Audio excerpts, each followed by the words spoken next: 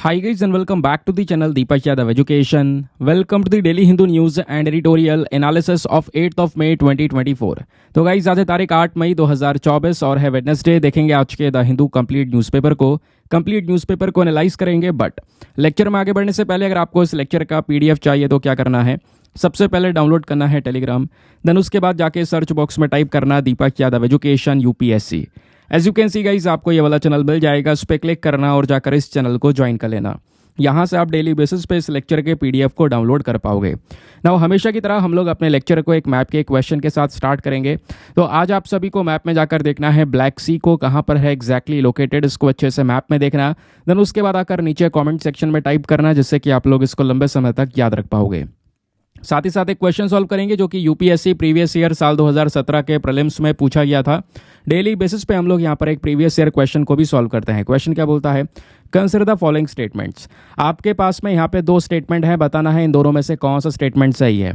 पहला स्टेटमेंट बोलता है कि ट्रॉपिकल रीजन्स में जो जीका वायरस डिजीज है ये उन्हीं मच्छरों से फैलती है जिन मच्छरों से डेंगू फैलता है। दूसरा स्टेटमेंट बोलता है कि जो सेक्सुअल ट्रांसमिशन है जीका वायरस का वो भी पॉसिबल है। तो बताओ दोनों स्टेटमेंट्स में से कौन सा स्टेटमेंट सही है। Option number A 1 only, B 2 only, C दोनों सही हैं या डी दोनों के दोनों गलत हैं। तो इसका सही आंसर सभी को नीचे कमेंट सेक्शन में देना है। एटलीस्ट सभी को उसमें पार्टिसिपेट करना है, जैसे मैं आप लोगों से डेली बेसिस पे बोलता हूँ। बाय द वे इसका जो करेक्ट आंसर है वो मैंने आपको टेलीग्राम पर प्रोवाइड करवा दिया है, वहाँ से भी आप इसको चेकआउट कर सकते हो। और अगर वहाँ पर आंसर नहीं मिलता है तो भी कोई परेशान होने की ज़रूरत नहीं है, क्योंकि वीडियो के लास्ट में इसके करेक्ट आंसर का डिस्कशन हम लोग करेंगे। तो चलो शुभारंभ करते हैं और चलते हैं सबसे पहले थंबनेल वाले इंपॉर्टेंट आर्टिकल की तरफ। तो दोस्तों ये टॉपिक आपका GS paper number 3 defence and security के पॉइंट ऑफ व्यू से बहुत ही ज़्यादा इंपॉर्टेंट होने वाला है। एग्जामिनेशन में डायरेक्टली क्वेश्चन हम एक्सपेक्ट भी कर सकते हैं। क्या बात हो रही है, तो भारत ने अपना पहला स्वदेशी, ये जो वर्ड है इस पर थोड़ा सा गौर फरमाइएगा, ये स्वदेशी यूएवी बॉम्बर को तैयार किया गया है। यानी हमने एक ऐसा यूएवी मतलब अनमैन्ड एरियल व्हीकल, जिसको हम ड्रोन भी बोलते हैं। अब डिफेंस ड्रोन के जो साइज़ हैं वो काफ़ी ज़्यादा बड़े हो जाते हैं, तो एक ऐसा ड्रोन जो एयर स्ट्राइक कर सके, बॉम्बार्डिंग कर सके, ऐसा ड्रोन हमने खुद से इंडिजीनियसली डेवलप किया है। तो भारत ने पहला ऐसा ड्रोन खुद से बनाया है, जिस वजह से इसकी चर्चाएं बहुत ज़्यादा हो रही हैं। और इस ड्रोन का नाम है FWD-200B। ध्यान रखिएगा, नाम बहुत इंपॉर्टेंट है। क्वेश्चन कैसे बनता है मैं आपको बताता हूँ। FWD-200B हाल ही में न्यूज़ में था, बताओ ये क्या है। ऐसे क्वेश्चंस कई बार पूछे गए हैं दोस्तों। अस्त्रधारिणी सबसे बड़ा एग्जाम्पल, यूपीएससी ने सवाल पूछा हुआ है। ऐसे कई एग्जाम्पल्स मैं आपको दे सकता हूँ, तो ध्यान रखिएगा इसके बारे में। अब इसके डिटेल्स जानते हैं। ये जो ड्रोन है दोस्तों, एक मैंने बोला खुद से बनाया हुआ military grade bomber unmanned aerial vehicle है। और इसकी कैपेसिटीज़ को जानने से पहले यह भी जानना ज़रूरी है कि इसको डिज़ाइन और मैन्युफैक्चर किसने किया है। इसको तैयार किया गया है flying wedge defence and aerospace technologies के थ्रू। ये खुद Indian defence and aerospace company है। प्लस इसकी जो टोटल पेलोड कैपेसिटी है वो है 100 kg, 100 किलोग्राम लेकर यहाँ पर ये ट्रैवल कर सकता है। उसके अलावा इसको एज अ मेल के क्लासिफिकेशन के तौर पर रखा गया है। मेल पुरुष वाला नहीं है, इस मेल की अपने आप में फुल फॉर्म है। फुल फॉर्म यह है मीडियम ऑल्टीट्यूड लॉन्ग एंड्योरेंस। ये जो पर्टिकुलर ड्रोन है दोस्तों, एक तो मीडियम हाइट पर उड़ेगा, प्लस कई घंटों तक यहाँ पर यह उड़ सकता है, ये इसकी कैपेसिटी है। दूसरी बात ये ध्यान रखिएगा, इसमें ऑप्टिकल सर्विलांस पेलोड्स भी हैं, नीचे निगरानी रखने का काम कर सकता है। प्लस इसमें मिसाइल जैसे वेपन्स को लगाया गया है। मिसाइल जैसे वेपन्स का ही सबसे इंपॉर्टेंट रोल है इस यूएवी में, क्योंकि ये ना होता तो ये कह सकते हो नाम इसका फिर ऐसा बॉम्बर वाला होता ही नहीं। क्योंकि इस पर्टिकुलर यूएवी के अंदर में ताकत है कि ये ऊपर से एयर स्ट्राइक कर सकता है, ऊपर से ही बॉम्बार्डिंग कर सकता है। तो इस तरीके का यूएवी हमने खुद से अपने पास से कभी डेवलप नहीं किया था। ये पहला यूएवी है जो ऊपर से एयर स्ट्राइक करने की कैपेबिलिटीज़ को रखता है। ठीक है, ये मेन चीज़ हो गई। अब बात आती है इसकी मैक्सिमम स्पीड की। तो जो ज़्यादा से ज़्यादा जो इसकी स्पीड है वो है 370 किलोमीटर पर आवर। और जो एंड्योरेंस कैपेसिटी है, यानी कितने घंटे तक उड़ सकता है, तो 12 से 20 घंटे तक यहाँ पर ये ट्रैवल कर सकता है, उड़ सकता है। तो ध्यान रखिएगा, ये कुछ बेसिक चीज़ें हैं, रेलिवेंट हैं। चलिए आते हैं नेक्स्ट आर्टिकल पर। आज के ही अखबार में पेज नंबर 3 पर एक आर्टिकल प्रेजेंट है, जिसको जीएस पेपर नंबर 2 हेल्थ के पॉइंट ऑफ व्यू से लिंक करेंगे। ये एक ऐसा टॉपिक है जहां से पहले भी कई सारे क्वेश्चंस बने हैं। मैं एग्जांपल देता हूं, जैसे हमने अभी एक प्रीलिम्स का क्वेश्चन लिया स्टार्टिंग में, वहां पे जीका वायरस का डिस्कशन हुआ है। अब जीका वायरस आपको पता है, कई बार मैं पढ़ा चुका हूं, जीका वायरस को लेकर क्वेश्चन आया। उसके अलावा जब हम लोग बात करते हैं डेंगू को लेकर सवाल बना है। ऐसे कई सारे और भी दोस्तों जो डिजीज़ है उनको लेकर क्वेश्चंस बनते रहते हैं। तो अभी एक नई डिजीज़ चर्चा में है, वो है वेस्ट नाइल फीवर। कम चर्चा में रहती है, लंबे समय पहले हमने पढ़ा था, लेकिन पढ़ा है, बहुत समय पहले पढ़ा है, लेकिन आज हम यहाँ पे डिस्कस करने वाले हैं क्योंकि ये न्यूज़ में है।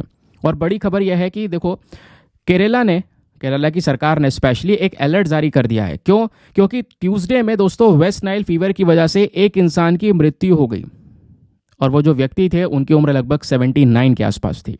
थ्रिसुर में इनकी डेथ हुई है, जिस वजह से यहाँ पर ये पूरा का पूरा मामला न्यूज़ में आ चुका है। और बोला जा रहा है कई सारे पेशेंट्स आज के समय पर हॉस्पिटलाइज्ड हैं जो इस बीमारी से गुजर रहे हैं। इसी वजह से तो अलर्ट जारी किया गया है। फिर आगे का डिस्कशन हुआ कि जो वेस्ट नाइल फीवर है दोस्तों, इसके सिम्टम्स क्या हैं, लक्षण क्या हैं। अब लक्षण क्या है मैं आपको आगे बताऊंगा, क्योंकि ये जो आर्टिकल है हमारा एग्जाम में इतना हेल्प नहीं करेगा। ये तो बस खाली आपका एक सोर्स है, एक न्यूज़ है। इस न्यूज़ के जरिए आपने स्टैटिक डेटा कवर करना होगा, और वो ये है, यहाँ पर ये है बैकग्राउंड डेटा। अगर इस आर्टिकल से कोई क्वेश्चन बना तो यहाँ से, इस अंदर से नहीं आएगा, इसके पीछे बैकग्राउंड डेटा यहाँ से आएगा। अब ये क्या चीज़ है दोस्तों? ये यहाँ पर एक स्पेसिफिक डेटा है वेस्ट नाइल वायरस के बारे में, जिसको ध्यान रखना ज़रूरी है। तो वेस्ट नाइल वायरस एक फ्लैवी वायरस है। ये उन वायरस से रिलेटेड है जिससे और भी कई सारी प्रकार की बीमारियां होती हैं, जैसे Saint Louis encephalitis, Japanese encephalitis, yellow fever. ये सब बीमारियां दोस्तों वेस्ट नाइल वायरस से मिलती जुलती हैं। सवाल यह है वेस्ट नाइल वायरस होता किससे है? इसके पीछे दो रीज़न है। इसकी जो मेजर होस्ट है वो है बर्ड्स। चिड़ियों के अंदर में दोस्तों ये वायरस पाया जाता है, लेकिन होता यह है इसका वेक्टर है मच्छर। यानी मच्छर जो है कहीं ना कहीं इन चिड़ियों से ये वायरस लेता है और ये वायरस फिर इंसानों में फैला देता है। इस वजह से इसको mosquito born single stranded RNA virus बोला जाता है। ठीक है, अभी डिटेल से बताऊंगा, डोंट वरी। पहले हम जानते हैं दुनिया भर में क्या सिचुएशन है इस पर्टिकुलर वेस्ट नाइल वायरस को लेकर। तो दोस्तों जो भी हमारी बर्ड माइग्रेटरी रूट्स हैं, बर्ड माइग्रेटरी रूट समझ रहे हो, जहाँ पे दुनिया भर में जिस रास्ते से चिड़ियाँ ट्रैवल करती हैं, एक देश से दूसरे देश में जाती हैं, फिर अपनी जगह पर जाती हैं, तो वो माइग्रेटरी रूट्स हो गए। तो जितने भी माइग्रेटरी रूट्स हैं, ज़्यादातर यहीं पर ये वेस्ट नाइल वायरस के केसेस नज़र आए हैं। फिर एग्जाम्पल के तौर पर Africa, Europe, Middle East, North America and West Asia, ये वो रीजन्स है जहाँ पर ये वायरस कॉमनली पाया जाता है दोस्तों। ठीक है, ये इन्फेक्शन सबसे ज़्यादा देखने को मिलता है, स्पेशली यहाँ पे मच्छर जब ज़्यादा एक्टिव होते हैं उसकी वजह से, क्योंकि ये मच्छर ही मेन कारण है जो चिड़ियों से ये बीमारी निकाल कर फैला रहा है इंसान में। समझ गए? इंडिया में बात करेंगे तो अगर हम इतिहास देखें 1977, 1978, 1981, ये वो 3 पर्टिकुलर ईयर्स हैं दोस्तों जब सीरोलॉजिकली कुछ कंफर्म्ड केसेस नजर आए इस वेस्ट नाइल इन्फेक्शन के, और ये केसेस वेलोर और कोलार डिस्ट्रिक्ट से कवर करे गए साउथ इंडिया में। फिर वेस्ट बंगाल में भी 2017 में वेस्ट नाइल वायरस का एक पर्टिकुलर केस आया। फिर बोला जा रहा है जो वेस्ट नाइल वायरस है इसने कहीं ना कहीं दूसरी और बीमारियां भी प्रोड्यूस की हैं, दूसरे बीमारियों के साथ में भी इसका एक एसोसिएशन देखने को मिला। मेन क्वेश्चन ये है ये बीमारी ओरिजिन कहाँ से हुई है? तो दोस्तों सबसे पहली बार ये जो बीमारी है ये युगांडा में 1937 के अंदर में वेस्ट नाइल डिस्ट्रिक्ट में डिटेक्ट की गई थी। तो यहीं से इसका नाम भी पड़ गया। ठीक है, युगांडा में एक डिस्ट्रिक्ट है वेस्ट नाइल, वहाँ पे सबसे पहली बार 1937 में एक महिला के अंदर में पाई गई बीमारी, और फिर जब पहली बार वहाँ पे पाई गई तो नाम भी वेस्ट नाइल वायरस ही रख दिया गया। ये जो वायरस है दोस्तों इसको आइडेंटिफाई किया गया बर्ड्स के अंदर भी, और ह्यूमन इन्फेक्शंस भी यहाँ पर देखने को मिले। पिछले कई सालों से ह्यूमन इन्फेक्शंस भी इस वायरस के नज़र आ रहे हैं। अब पूरा ट्रांसमिशन साइकिल क्या है ये आपको बताता हूँ। इसका जो प्रिंसिपल मेन फैक्टर क्या है वो है क्यूलेक्स स्पीशीज ऑफ मॉस्क्यूटो। ये जो मच्छर है इसकी जो क्यूलेक्स प्रजाति है दोस्तों, यही इस बीमारी को फैलाने का काम कर रही है। लेकिन ये मच्छर बीमारी ला कहाँ से रहा है? ला रहा है इसके रेजर्वायर होस्ट यानी बर्ड से। कुछ चिड़ियों में दोस्तों यहाँ पर इस प्रकार का वायरस देखने को मिलता है, उनसे यहाँ पर ये मच्छर बीमारी को अपने शरीर में ले रहे हैं, है ना। और जब वो मॉस्क्यूटो इस बर्ड से इन्फेक्ट हो गया है तब वो ट्रांसमिट करता है इस बीमारी को ह्यूमंस में या कुछ दूसरे एनिमल्स के अंदर भी ट्रांसमिशन कर सकता है। ये फोटो है बढ़िया तरीके से समझने के लिए। ये तो हो गई हमारी रेजर्वायर होस्ट। क्या होगा? इन बर्ड से बीमारी मॉस्क्यूटो में गई। ठीक है, ये क्यूलेक्स मॉस्क्यूटो आपको देखने को मिलेगा। इस मॉस्क्यूटो से यहाँ पर ये बीमारी इंसानों में या दूसरे पर्टिकुलर एनिमल्स के अंदर में देखने को मिल सकती है। समझ गए ये बात दोस्तों? ठीक है, मच्छर काटेगा बर्ड्स को, देन उसके बाद इन्फेक्ट हो जाएगा, देन वो वायरस उसके ब्लड में सर्कुलेट होगा, कुछ दिनों में यहाँ पर उसके सेलाइवरी ग्लैंड्स में पहुँच जाएगा। ठीक है, अब जब वो काटेगा किसी इंसान को तो वही वायरस सीधा इंसान में पहुंच जाएगा। एक ह्यूमन बॉडी में जब ये इंजेक्ट होगा तो आप कह सकते हो कि धीरे धीरे करके वो जो इन्फेक्शन है वो अपना असर दिखाना शुरू कर देगा। ये यहाँ पर पूरा का पूरा प्रोसेस है। अब असर दिखाएगा तो आपको लक्षण दिखने चाहिए, क्योंकि जब तक लक्षण दिखेंगे नहीं तब तक बीमारी का पता कैसे चलेगा। तो दोस्तों लक्षण दिखने में कम से कम 2 से 6 दिन लग जाते हैं, या ये रेंज थोड़ा डिफर भी कर सकती है, 2 से 14 दिन भी हो सकते हैं, है ना। कई सारे लोगों की इम्यूनिटी पे भी तो डिपेंड करता है। जिनकी इम्यूनिटी कमज़ोर है जल्दी लक्षण दिखाई देंगे, जिनकी इम्यूनिटी काफ़ी मजबूत है वो लड़ रहा होता है इन्फेक्शन से काफ़ी देर तक, ये भी चीज़ें हैं। तो दोस्तों थोड़े समय बाद भी यहाँ पर लक्षण दिखाई दे सकते हैं। इवन वर्ल्ड हेल्थ ऑर्गेनाइजेशन के अकॉर्डिंग अगर हम बात करें, ये जो बीमारी है ये इसी तरीके से फैल रही है। इसका कोई भी यहाँ पर आप कह सकते हो कि जो ट्रांसमिशन है वो ह्यूमन टू ह्यूमन अभी तक नहीं देखा गया। ये एक अच्छी चीज़ भी है, डेफिनेटली अच्छी चीज़ क्या है कि भाई इंसानों से इंसानों में नहीं फैल रही है, ये सीधा मॉस्किटो से इस प्रोसेस से यहाँ पर सीधा इंसानों में आ रही है। ठीक है, बाकी मैंने आपको बता दिया युगांडा के अंदर में यहाँ पर वेस्ट नाइल डिस्ट्रिक्ट में सबसे पहली बार ये पर्टिकुलर केस नजर आया। सवाल यह है इस बीमारी के सिम्टम्स क्या हैं, लक्षण क्या हैं। तो दोस्तों 80% जो इन्फेक्टेड पीपल है जिनको ये वायरस हो जा रहा है, बोला जा रहा है कि वो कहीं ना कहीं जो डिजीज़ है वो एसिम्टोमेटिक है, सिम्टम्स नज़र ही नहीं आते।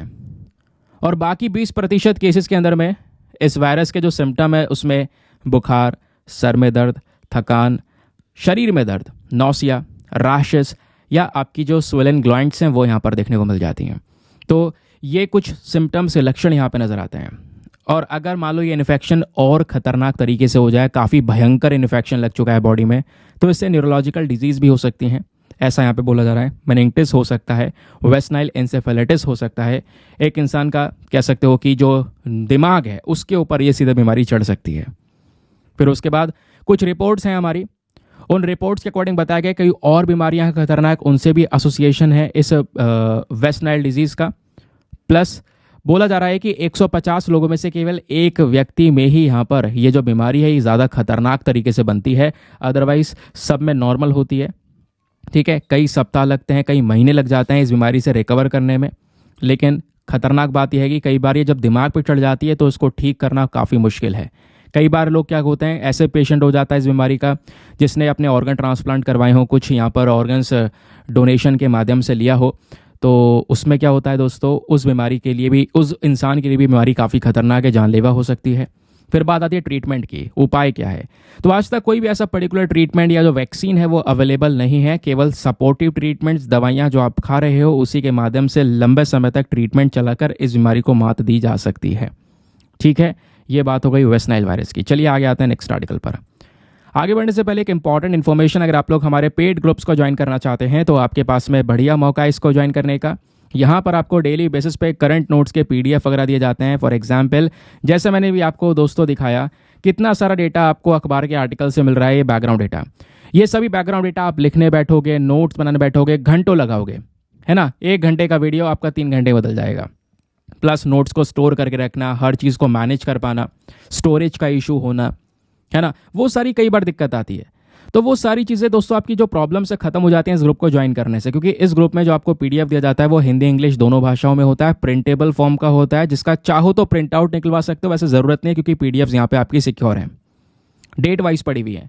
किसी भी तारीख का PDF उठाओ, डाउनलोड करो, पढ़ो, डिलीट भी कर दो, क्योंकि यहाँ पे आपके पास में अनलिमिटेड ऑप्शंस हैं।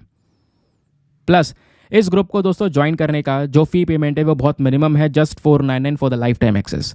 या जब तक आपका सिलेक्शन ना हो जाए तब तक आप इतने अमाउंट में ग्रुप को ज्वाइन करके रख सकते हैं। अब ज्वाइन करने के लिए क्या करना होगा, व्हाट्सएप पर जाना, यहाँ पर आपको एक नंबर दिया गया है 8534873368। इस नंबर पर मैसेज कर देना कि हाँ I want to join this group. वहाँ पे आपको रिप्लाई मिलेगा, पेमेंट का प्रोसेस दिया जाएगा, और पेमेंट के प्रोसेस से ज़्यादा इंपॉर्टेंट डेमो वीडियो का लिंक भी आपको मिलेगा। आप पूरे डेमो वीडियो को चेक कीजिएगा कि हाँ मुझे किस तरीके से फ़ायदे होंगे। अपने आप को सेटिस्फाई करने के बाद में जाकर ये इन्वेस्टमेंट आप कर सकते हैं।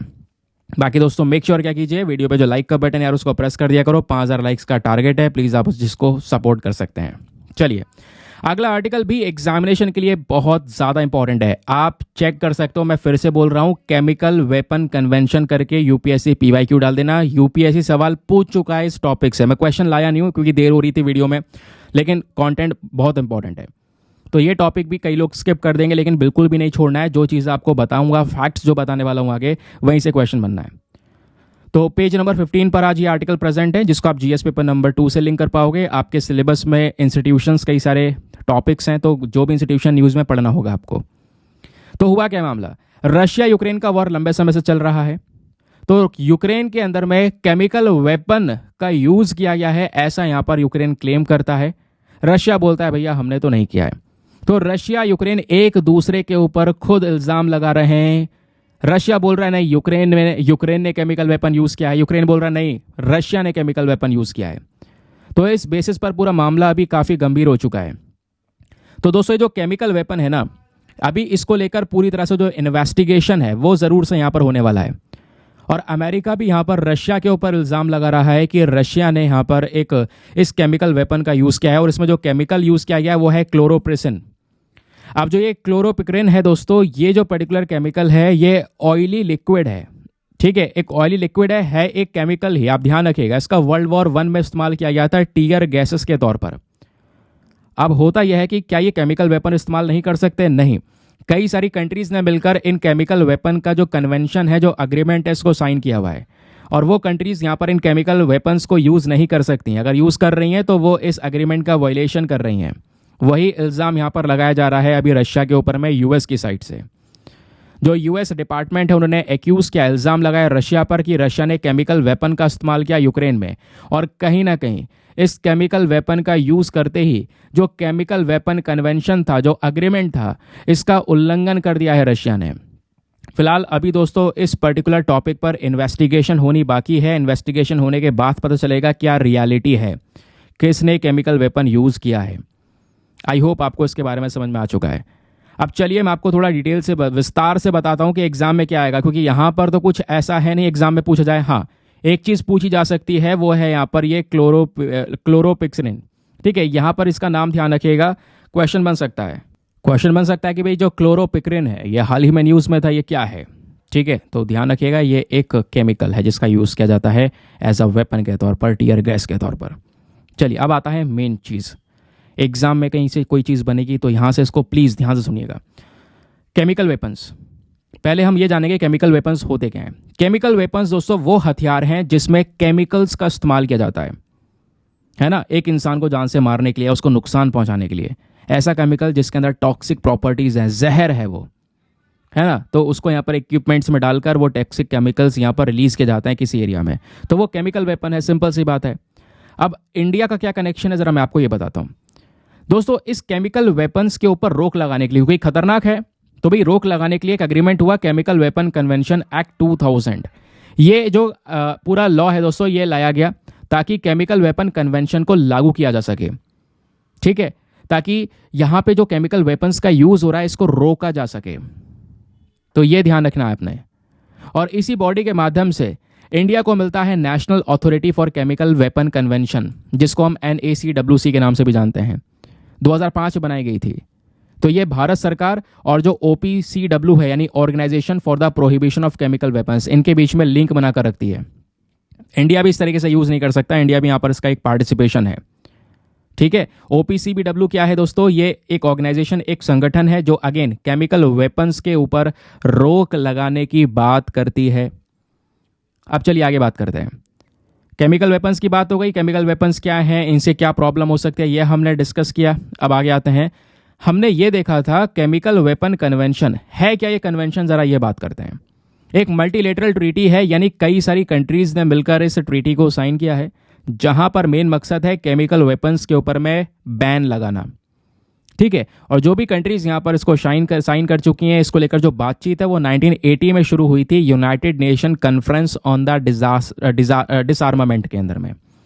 तो ये जो कन्वेंशन है दोस्तों, इसको पूरी तरह से ड्राफ्ट किया गया सितंबर 1992 में।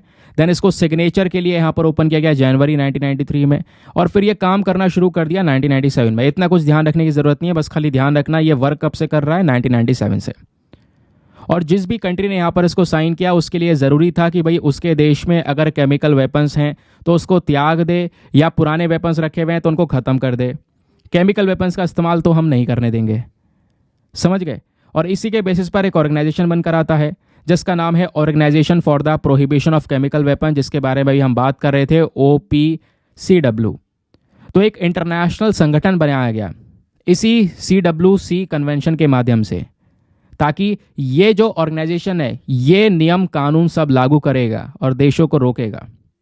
और ध्यान रखिएगा दोस्तों, यहाँ पर इस बॉडी में 192 स्टेट मेंबर्स हैं, 192 कंट्रीज यहाँ पर इसका हिस्सा हैं, स्टेट पार्टीज हैं, और 165 ऐसे हैं जिन्होंने इसको साइन कर रखा है। क्या भारत ने साइन कर रखा है? बिल्कुल, इंडिया भी यहाँ पर इसका एक सिग्नेटरी है, ध्यान रखिएगा। अब जो भी देश इसको साइन कर लेता है या इसका हिस्सा बन चुका है, तो उस पर क्या क्या प्रोविजंस लागू होंगे? सबसे पहली चीज़, वो अपने देश में केमिकल वेपन्स को डेवलप नहीं कर सकता, प्रोड्यूस नहीं कर सकता, खरीद नहीं कर सकता, उसको स्टॉक करके नहीं रख सकता। दूसरी चीज़, केमिकल वेपन्स को ना ही ट्रांसफ़र कर सकता, ना ही उसका यूज़ कर सकता, ना ही दूसरे राज्य को इस एक्टिविटी में आने दे सकता। समझ गए?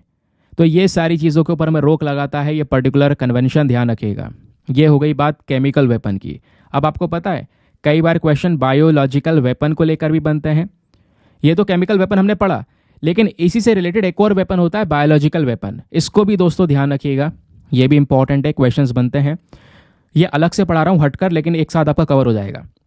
बायोलॉजिकल वेपन क्या है? यहाँ पर दोस्तों माइक्रो बायोलॉजिकल एजेंट्स का यूज़ किया जाता है। जैसे केमिकल वेपन में जो जहरीले पदार्थ है उनका यूज़ किया गया, केमिकल्स का यूज़ किया। बायोलॉजिकल वेपन में बैक्टीरिया, वायरस, फंजाई, यानी एक प्रकार की बीमारी फैलाई जाती है। एक प्रकार की बीमारी फैलाना, वो है बायोलॉजिकल वेपन, जिससे एक इंसान को जान जाए, इंसान की जान जाए या उसको नुकसान हो। और ये नुकसान केवल इंसानों को नहीं, प्लांट्स, एनिमल सबको होगा। अब बायोलॉजिकल कन्वेंशन या बायोलॉजिकल वेपन से रिलेटेड इनिशिएटिव क्या है दोस्तों? बात है 1925 की। जेनेवा प्रोटोकॉल ने बायोलॉजिकल वेपन का युद्ध में इस्तेमाल करने को रोक लगा दी थी कि आप बायोलॉजिकल वेपन युद्ध में यूज़ नहीं कर सकते। ये जेनेवा प्रोटोकॉल में बात बोली गई और इंडिया ने यहाँ पर इसको अप्रूवल भी दिया 1950 में। फिर उसके बाद इसको लेकर भी एक एग्रीमेंट हुआ, biological and toxin weapon convention, जो 1975 से वर्क करना शुरू किया। और इसका भी मेन टारगेट यही है कि जो बायोलॉजिकल वेपन है दोस्तों, उसको कोई देश डेवलप ना करे, प्रोड्यूस ना करे, स्टॉक करके ना रखे, ना कोई खरीदे। और इंडिया ने यहाँ पर इसको अप्रूवल दिया 1974 में। तो ध्यान रखिएगा, दोनों जगह इंडिया इसको अप्रूवल दे चुका है, इंपॉर्टेंट है ये। चलिए आते हैं एक और सुपर इंपॉर्टेंट टॉपिक पर। यूपीएससी में मेंस में सवाल पूछा जा चुका है दोस्तों, इंडिया रशिया डिफेंस रिलेशंस को लेकर। एक सवाल प्रीलिम्स में बन चुका है न्यूक्लियर पावर प्लांट को लेकर, वो क्या है आगे हम डिस्कस करने वाले हैं। तो ये भी आज का न्यूज़पेपर कह सकते हो ओवरऑल बहुत इंपॉर्टेंट है, बस आपको रेलिवेंसी समझ में आनी चाहिए। तो पेज नंबर 12 पर आर्टिकल प्रेजेंट है, जिसको हम GS paper number 2 international relations के साथ में लिंक करेंगे। बात यह है, India opens up investment options for Russia to channel rupee balance. दोस्तों भारत और रशिया का व्यापार देखें पिछले कुछ समय पर तो बहुत ही तेजी से एक्सपैंड हुआ है। इतना तेजी से एक्सपैंड हुआ है जैसे मतलब आप ये लगाओ रॉकेट की तरह रफ्तार बढ़ी। मैं आपको कुछ डेटा बताता हूँ, डेटा के ऊपर, फैक्ट्स के ऊपर बात करते हैं। भारत और रशिया का व्यापार, इंडिया का जो टोटल बायलेटरल ट्रेड था, जो व्यापार था रशिया के साथ में 2021-22 में, वो $13 बिलियन था और 2020-21 में $8.14 बिलियन। आप ये देखिए 2020-21 से कितना तेजी से एकदम से इतने बिलियन डॉलर्स का बढ़ोतरी देखने को मिली व्यापार में। और 2021 में ही रशिया जो है रशिया जो है इंडिया का 7वां सबसे बड़ा ट्रेडिंग पार्टनर बन चुका था। और पता है 2021 वही साल है जब यहाँ पे रशिया यूक्रेन वॉर शुरू हुआ था। रशिया के ऊपर दुनिया भर की कंट्रीज ने सैंक्शन लगा दिए। रशिया व्यापार नहीं कर पा रहा था, इन्होंने अपना कच्चा तेल डिस्काउंट में देना शुरू किया। भारत को मौका मिला, हमने डिस्काउंट में कच्चा तेल परचेज किया, सस्ता मिल रहा था, बहुत परचेज किया, जिसकी वजह से एकदम से जो व्यापार है वो स्पाइक कर गया दोनों देशों के बीच का। आप ये इमेजिन करो, वॉर से पहले रशिया हमारा 25वां सबसे बड़ा ट्रेडिंग पार्टनर हुआ करता था और एक ही झटके में वो 25 से उठकर सीधे 7वें नंबर पर आ गया। और दोस्तों आज वो 7वें नंबर पर नहीं है, आज वो कहाँ पर है? आज वो नंबर और ज़्यादा इम्प्रूव हो चुका है, आप ये कह सकते हो। तो रशिया आज इंडिया का दूसरा सबसे बड़ा सोर्स ऑफ इंपोर्ट है। कहोगे क्या बात कर रहे हो, लेकिन ये रियलिटी है, आप यहाँ पर आर्टिकल्स में देख पाओगे। यहाँ पर मेंशन किया गया है, एक सेकंड को, ये आप देख पाओगे। Russia is now India second largest source of import after China. तो अभी भी चाइना टॉप पर है, लेकिन चाइना के बाद दोस्तों यहाँ पर आपका रशिया है। पहले यूएई, यूएस ये टॉप पर हुआ करते थे, सबको ओवरटेक कर दिया। क्यों? क्योंकि डेटा देखो, डेटा की क्या बात हो रही है। साल 2023-24 के अंदर में जो भारत का इंपोर्ट है फ्रॉम रशिया, भारत ने जो रशिया से सामान खरीदा है वो 61.44 बिलियन डॉलर्स का परचेज किया है। ये है वो डेटा, ये है वो अमाउंट। ये अमाउंट कोई कम नहीं है। ये हमने केवल इंपोर्ट किया है रशिया से, समझे। अब बात आती है एक्सपोर्ट की। कितना हमने रशिया को बेचा? तो कितना बेचा? लगभग 4.26 बिलियन डॉलर का। कहोगे बस भाई, 61.44 बिलियन डॉलर का खरीदा और 4.26 बिलियन डॉलर का बेचा। हाँ, यही नंबर है, रियल नंबर है। मतलब इसमें फायदा क्या है भाई? घाटे ही तो है। हाँ जी बिल्कुल, हम ट्रेड डेफिसिट में चल रहे हैं। अगर इन दोनों के बीच का डिफरेंस निकाल दोगे, इंपोर्ट इतना हुआ, एक्सपोर्ट इतना हुआ, इन दोनों के बीच का फर्क कितना है दोस्तों? फर्क आ गया आपका 57.18 बिलियन डॉलर। अब ये जो 57.18 बिलियन डॉलर है, यही तो आपका ट्रेड डेफिसिट है। ये व्यापार में हम घाटा फेस कर रहे हैं। हम इंपोर्ट ही इंपोर्ट कर रहे हैं, एक्सपोर्ट नहीं कर रहे हैं। इंपोर्ट में सबसे ज़्यादा क्या कर रहे हैं? सबसे ज़्यादा नंबर 1 कच्चा तेल। रशिया से अभी के समय पर क्रूड ऑयल सबसे ज़्यादा परचेज किया जा रहा है। डिफेंस इक्विपमेंट्स, कई सारे हथियार, वेपन परचेज कर रहे हैं। Fertiliser, edible fats and oils, खाने वाला जो यहाँ पर तेल वगैरह है वो चीज़ यहाँ पर परचेज की जा रही हैं। उसके बाद प्रीशियस स्टोन्स एंड ज्वेलरीज, ये भी परचेज किया जाता है रशिया से। आई होप आपको बढ़िया तरीके से पूरा का पूरा मामला बढ़िया से समझ में आया है। चलिए अब आगे यहाँ पर बात करते हैं एक और चीज़ की। एक सेकंड रुको यार, ये क्या हो गया?